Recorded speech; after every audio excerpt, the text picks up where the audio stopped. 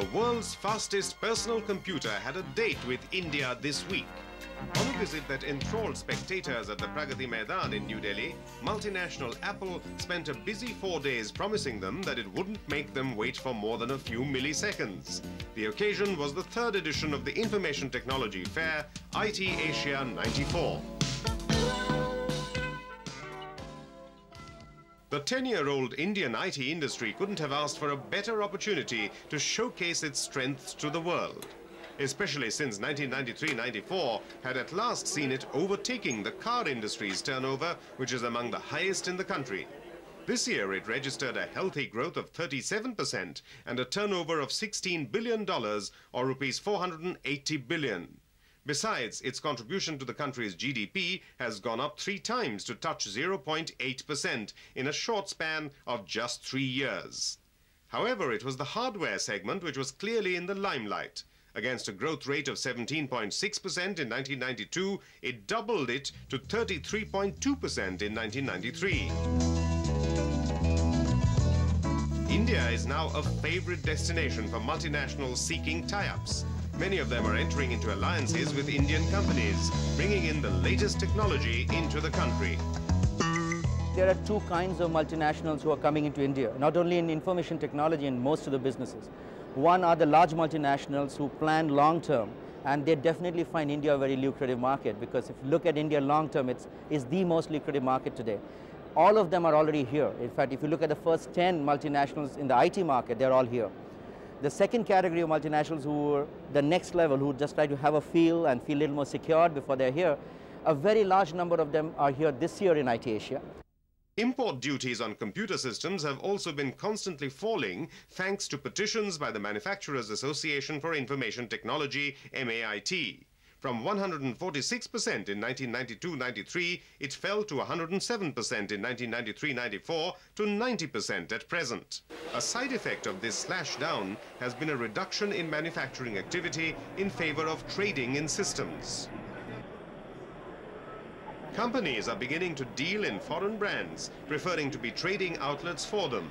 Little wonder then that most international brands like Apple, Compaq and Dell are available in the marketplace.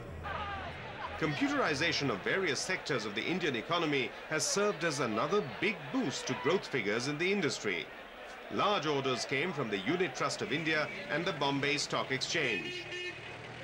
The government has also spelt out its intention to automate 4,000 bank branches in the next 3 years. This alone translates into a business of $10 billion or 300 billion rupees. This apart, the single biggest order now being implemented is that of the $3 billion or 90 billion rupees worth voters' identity cards. Officials of the Department of Electronics are also trying to see whether any portion of the $3.3 million or 100 million rupees allotted to each constituency in the country can be devoted to IT. We are submitting a proposal that whether some of these, this 1 crore of rupees, which is available for every constituency, can be diverted towards information technology or development of a computer literate Indian youth in the future.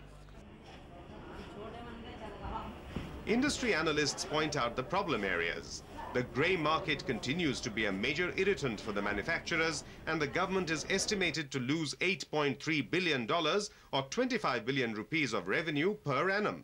This is compounded by the value for money customer who prefers the unbranded products because of reduced costs.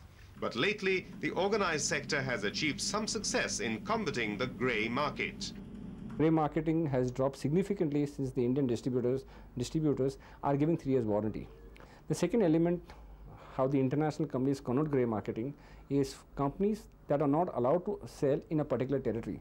Therefore, there may be a Singapore distributor who's selling into India, though legally he's not allowed. Those become a little more difficult from the country's perspective to control.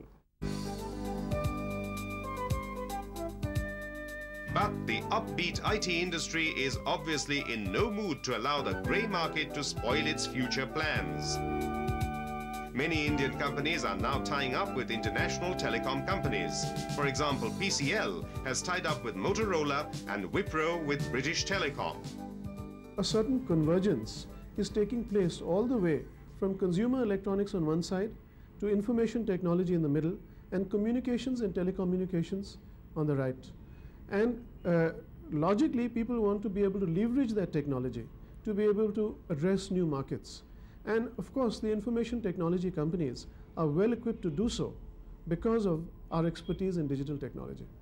Finally, if the enthusiasm of the exhibitors to be in Delhi again next year for IT Asia 95 is any indication, one can rest assured that the Indian IT industry is on course for a brighter tomorrow.